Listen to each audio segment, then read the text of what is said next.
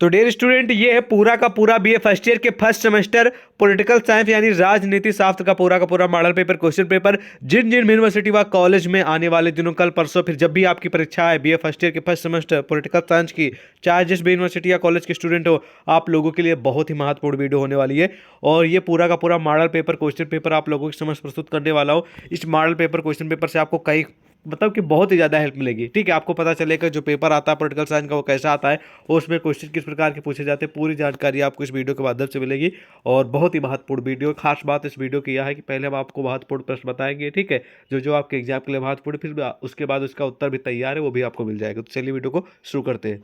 Proof के तौर पे देख लीजिए, बीए फर्स्ट सेमेस्टर है, ठीक है, पॉलिटिकल साइंस सब्जेक्ट है। प्रश्न पत्र यानी क्वेश्चन पेपर का नाम है Indian national movement and constitution of India.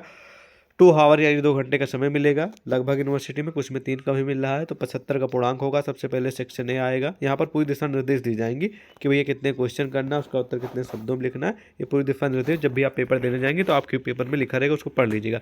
फिर आइएगा क्वेश्चन की ओर। सेक्शन ए में आपको लघु उत्तरीय क्वेश्चन देखने को मिलेंगे। लघु उत्तरीय यानी अति लघु उत्तरीय मिलते हैं, लेकिन इस यूनिवर्सिटी में यहाँ पर बाय मिस्टेक इन्होंने लघु उत्तरीय लिख दिया, यहाँ पर अति लघु उत्तरीय होना था। ठीक है,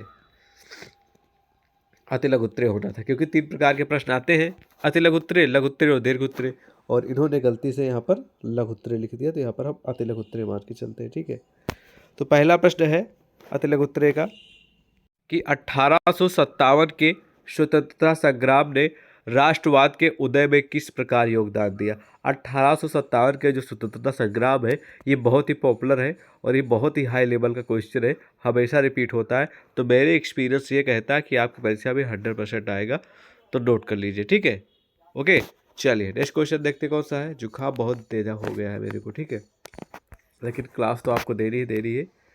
नेक्स्ट क्वेश्चन की क्वेश्चन है कि भारतीय राष्ट्रीय कांग्रेस की स्थापना कब और कहाँ हुई। एक रामबाण प्रश्न, नोट कर लीजिए 100%। इन सभी प्रश्नों का बाकायदा उत्तर तैयार। पहले महत्वपूर्ण प्रश्न सुन लीजिए, महत्वपूर्ण है, नोट कर लीजिए। वैसे भी कॉमन क्वेश्चन आपको जानना भी चाहिए। अगला भी 100% नहीं वाला क्वेश्चन कि भारतीय नागरिकता कितने प्रकार की होती है। ठीक है, हमेशा तो रिपीट नहीं होता, लेकिन क्वेश्चन इंपॉर्टेंट है, जानकारी आपको होनी चाहिए। ठीक है, नोट कर लीजिए इसको भी।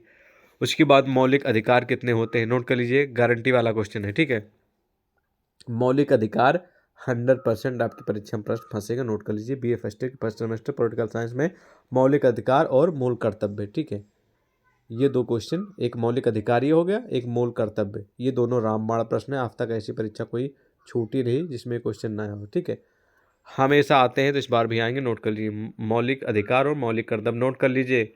ठीक है, और अगला भी महत्वपूर्ण प्रश्न है कि राज्य के नीति निर्देशक तत्व कितने प्रकार के होते हैं, उनके नाम लिखे भी हमेशा आता है, तो इसको भी 100% मान के चलते हैं। ठीक है, आएगा। तो 3 क्वेश्चन जो हैं मैंने हमेशा देखा कि छूटे ही नहीं, मौलिक अधिकार, मूल कर्तव्य और राज्य के नीति निर्देशक तत्व, नोट कर लीजिए। उसके बाद अगला प्रश्न है कि भारतीय संविधान को तैयार करने में कितना समय लगा। आप सभी को अच्छे से मालूम है, नहीं मालूम है तो सुन लीजिए। ये रामबाण प्रश्न वैसे भी आपको कॉमन क्वेश्चन जानना भी चाहिए, एग्जाम में आए ना आए। तो भारतीय संविधान का जो टाइम लगा था वो लगा था, ध्यान रखेंगे, 2 वर्ष 11 माह 18 दिन का समय लगा था। 2 साल 11 माह यानी कि 11 महीने और 18 दिन लगा था भारतीय संविधान को तैयार करने में। ठीक है, और फादर ऑफ कॉन्स्टिट्यूशन इज कौन, हु इज, B.R. अम्बेडकर, बाबा भीमराव अम्बेडकर है संविधान के जन्मदाता, इन्हीं के द्वारा ये तैयार किया गया था। आप कह सकते हैं कि मेन मुखिया यही है। ठीक है, उसके बाद अगला प्रश्न है कि राष्ट्रपति का वेतन कितना होता है। सुन लीजिए, आज राष्ट्रपति का वेतन अभी तक आप नहीं जानते रहोगे। ठीक, कॉमन और 1 लाइनर क्वेश्चन, एग्जाम में आपके फंसे या ना फंसे, एक लाइन का आंसर आपको ऐसे भी जानना भी चाहिए। ठीक है, एग्जाम में फंसता तो है ही, लेकिन वैसे भी आपको जानना चाहिए। तो संविधान का टाइम मैंने आपको बता दिया। राष्ट्रपति का वेतन इस समय करंट की बात करी जाए तो 5 लाख रुपए महीने है। कितनी है, 5 लाख रुपए महीने है। ठीक है, लेकिन 2018 से पहले करीब 1.5 लाख थी। ठीक है, लेकिन 2018 के बाद से यानी इस समय रिसेंट में लेटेस्ट में 5 लाख है। ठीक है, ध्यान रखेंगे।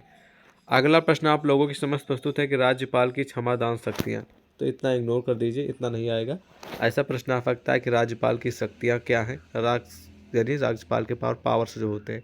ठीक है, राज्यपाल के कार्य बताइए, राज्यपाल की नियुक्ति कैसे होती है। ऐसे प्रश्न राज्यपाल से संबंधित 1-2 पूछे जाएंगे, इनको नोट कर लीजिए आप लोग। राज्यपाल की शक्तियाँ, राज्यपाल के कार्य, राज्यपाल की नियुक्ति हमेशा आते हैं। अगला है कि समवर्ती सूची में कौन से विषय आते हैं। ठीक है, ये भी क्वेश्चन 100% तो नहीं लेकिन 80% उम्मीद है आने की, तो नोट कर लीजिए। ऊपर वाला तो 100% वाला है, ठीक है, राज्यपाल वाला नोट कर लीजिए। अब आ जाएंगे खंडवा। खंडवा में आपको देखने को मिलेंगे दीर्घ उत्तरे, लेकिन ये दीर्घ उत्तरे बाय मिस्टेक टाइप हुआ है इन लोगों से, इसको बोलेंगे लघु उत्तरे, क्योंकि अति लघु उत्तरे के बाद लघु उत्तरीय आएगा। ठीक है, फिर उसके बाद दीर्घ उत्तरीय आएगा। ठीक है, उत्तरीय। ठीक है, तो पहला प्रश्न है, पूरी दिशा निर्देश यहाँ पर दी जाएंगी कि भैया कितने क्वेश्चन करना, उसका उत्तर कितने शब्दों में लिखना है, आप पढ़ लीजिएगा।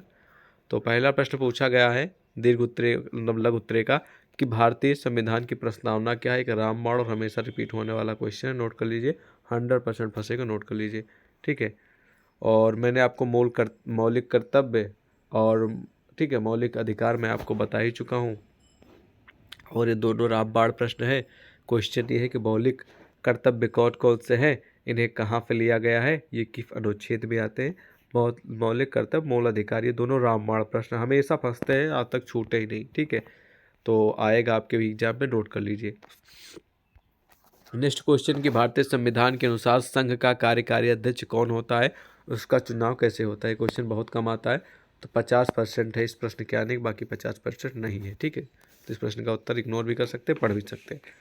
अगला प्रश्न आप लोगों के समक्ष प्रस्तुत है कि भारत सरकार की मूल संरचना क्या है, स्पष्ट कीजिए। तो भारत सरकार की जब मेन स्ट्रक्चर यानी कि बेसिक स्ट्रक्चर क्या है वो आपको बताना। हालांकि सेम टू सेम क्वेश्चन आने की कोई गारंटी नहीं है, लेकिन क्वेश्चन महत्वपूर्ण है, आपको जनरल नॉलेज के लिए जानना चाहिए। ठीक है, तो एग्जाम में बहुत कम आता है, तो मान के चलिए 60% ही उम्मीद है आने की, बाकी नहीं। जो प्रश्न जिस हिसाब से आने की उम्मीद है, जिस हिसाब से पिछले वर्षों में रिपीट हुआ है, वो मैं आपको जानकारी दे रहा हूँ, तो ध्यान रखेंगे। ठीक है, उसके बाद खंडसा आ जाएगा। खंडसा में अब आपको दीर्घ उत्तरीय प्रश्न देखने को मिलेंगे। देख लीजिए क्या लिखा, दीर्घ उत्तरीय, और कितने क्वेश्चन करना, उसका उत्तर कितने शब्दों में लिखना है, ये पूरी दिशा निर्देश यहाँ पर दी गई, इनको पढ़ लेना, फिर क्वेश्चन की ओर आप लोग बढ़िएगा। ठीक है, तो दीर्घ उत्तरीय का जो पहला प्रश्न प्रस्तुत है, पहला प्रश्न यह है कि प्रथम निर्वाचक मंडल और आरक्षित चुनाव क्षेत्र के बीच क्या अंतर है। संविधान निर्माताओं ने पृथक निर्वाचक मंडल को क्यों स्वीकार नहीं किया। तो सेम टू सेम क्वेश्चन मेरे एक्सपीरियंस के अनुसार आने की कोई उम्मीद नहीं है, बाकी आ जाए तो अलग की बात है, मेरे हिसाब से आने की उम्मीद नहीं, यही वाला प्रश्न सेम टू सेम। ठीक है, ठीक है, ध्यान रखेंगे। बाकी क्वेश्चन तो बहुत हैं आएंगे, लेकिन इस प्रश्न की गारंटी नहीं आएगा कि नहीं आएगा। जो अगला प्रश्न है एक रामबाण प्रश्न, नोट कर लीजिए, हमेशा आता है, इस बार भी आएगा। राज्यपाल और मुख्यमंत्री के बीच क्या संबंध है, स्पष्ट कीजिए। ठीक है, राज्यपाल और मुख्यमंत्री के बीच संबंध के बारे में बताना है, रामबाण प्रश्न है, और इसमें कई सारे क्वेश्चन फूट रहे मतलब निकल रहे हैं, जो कि मैं आपको बता दे रहा हूँ। राज्यपाल से संबंधित मैं आपको बता ही चुका हूँ कि कार्य आ सकता है, शक्ति आ सकता है, नियुक्त कैसे आ सकती है। सेम टू सेम मुख्यमंत्री के पास पावर्स यानी शक्तियाँ क्या क्या होती है, मुख्यमंत्री के कार्य बताइए, मुख्यमंत्री की नियुक्त कैसे होती है, इस प्रकार के आपको 3 तरीके के प्रश्न मुख्यमंत्री जी से जुड़े पूछे जा सकते हैं, और राज्यपाल से जुड़े भी 3 प्रकार के क्वेश्चन पूछे जा सकते हैं। और एक क्वेश्चन ऐसा भी आ सकता है कि राज्यपाल और मुख्यमंत्री के बीच संबंध बताइए, तो नोट कर लीजिए। उसके बाद नेक्स्ट क्वेश्चन है कि उच्च न्यायालय और सर्वोच्च न्यायालय के बीच अंतर बताइए। उच्च न्यायालय मतलब हाई कोर्ट, सर्वोच्च न्यायालय मतलब सुप्रीम कोर्ट, तो दोनों के बीच आपको अंतर यानी कि संबंध और अंतर तैयार कर लेना है, और रामबाण प्रश्न है, और आपको उच्च न्यायालय और सर्वोच्च न्यायालय के बारे में अंतर तो पढ़ना है। इसके अलावा सर्वोच्च न्यायालय का न्यायाधीश बनने के लिए क्या योग्यताएं होनी चाहिए, कितनी उम्र होनी चाहिए, उच्च न्यायालय का न्यायाधीश यानी कि जज बनने के लिए क्या योग्यता होनी चाहिए, क्या क्या उसके पास क्राइटेरिया होनी चाहिए, एलिजिबिलिटी।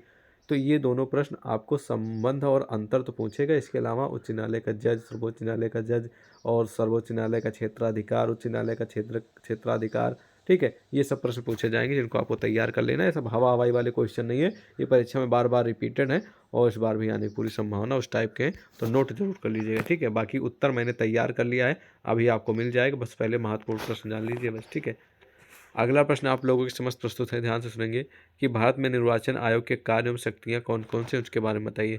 तो भारत में निर्वाचन आयोग का मतलब ये हो गया कि समय समय पर जो पंचवर्षीय योजना के तहत हमारे देश में, हमारे गांव कस्बे में हर जगह जब इलेक्शन होता है, चाहे प्रधानमंत्री का हो, चाहे मुख्यमंत्री का हो, या फिर प्रधान का, ग्राम प्रधान का चुनाव होता है, तो 5 साल पे होता है। तो ये जो इलेक्शन कराती है, या फिर मतदाता की जो सूची जारी करती है, फिर वोटर कार्ड जारी करती है, बनाती है, ये सब पूरा जिम्मेदारी निर्वाचन आयोग की है। ठीक है, तो आपका कब इलेक्शन कराना है, यानी कि कब चुनाव कराना है, किस स्टेट में कब कराना है, कब नहीं कराना है, ठीक है, उसकी लिस्ट व्यवस्था, ये सब सारा कार्यभार जो है वो भारत निर्वाचन आयोग को दिया गया है। तो निर्वाचन आयोग के कार्य और प्लस शक्तियाँ दोनों आपको अच्छे से तैयार कर लेना है। और एक रामबाण और हमेशा रिपीट होने वाला क्वेश्चन है, ठीक है, आएगा तय वाला क्वेश्चन है, ठीक है, 100% नोट कर लीजिएगा, बाद में वो बोलेगा कि बताया नहीं। तो ये रहा पूरा का पूरा मॉडल पेपर क्वेश्चन बी ए फर्स्ट ईयर के फर्स्ट सेमेस्टर पॉलिटिकल साइंस यानी राजनीति शास्त्र का। इस मॉडल पेपर से जो प्रश्न आ सकते थे वो मैंने आपको बता दिए। बाकी इनके अलावा इन मॉडल पेपर में जो प्रश्न दिए गए इनके अलावा अन्य बहुत सारे महत्वपूर्ण प्रश्न हैं जो एग्जाम में आपके आने को उम्मीद है। तो उनको मैंने एक महासंग्राम PDF में तैयार कर लिया है। तो इस मॉडल पेपर में जो महत्वपूर्ण प्रश्न थे उनका उत्तर प्लस अन्य जो महत्वपूर्ण प्रश्न है उनका उत्तर मैंने तैयार किया है, वो आप सभी को हम देने वाले हैं। तो इसी वीडियो के डिस्क्रिप्शन में टेलीग्राम व्हाट्सअप दोनों का लिंक मिल जाएगा। तो दोनों से ज्वाइन होने के बाद आप हमें दोनों से ज्वाइन हो जाइएगा, क्योंकि यहाँ पर आपको समय समय पर PDFs वीडियोज मिलती रहेंगी और नोट्स अपडेट कोई आएगी वो भी मिलती रहेगी। तो सब्सक्राइब करके दोनों से ज्वाइन हो जाइएगा। और व्हाट्सअप ग्रुप से ज्वाइन होने के बाद आप हमें पर्सनल मैसेज कर दीजिएगा व्हाट्सअप पे कि सर हमें BA first semester political science की महासंग्राम PDF चाहिए। जैसे आप ऐसा मैसेज करेंगे तो हम आपको पूरी PDF सेंड कर देंगे। तो आप अपने एग्जाम की तैयारी अच्छे से कर लीजिएगा। बाकी जितना भी हो सकेगा हम आपका पूरा सपोर्ट करेंगे। ये आपका अपना ही चैनल है तो इसको भी सब्सक्राइब कर लीजिएगा। फ्री में है, कोई पैसे तो लगते नहीं, तो फ्री में तो सब्सक्राइब कर लीजिएगा। आपको समय समय पर वीडियोज़ और जानकारी मिलती रहेंगी। मिलते हैं एक और नए वीडियो में। जय हिंद।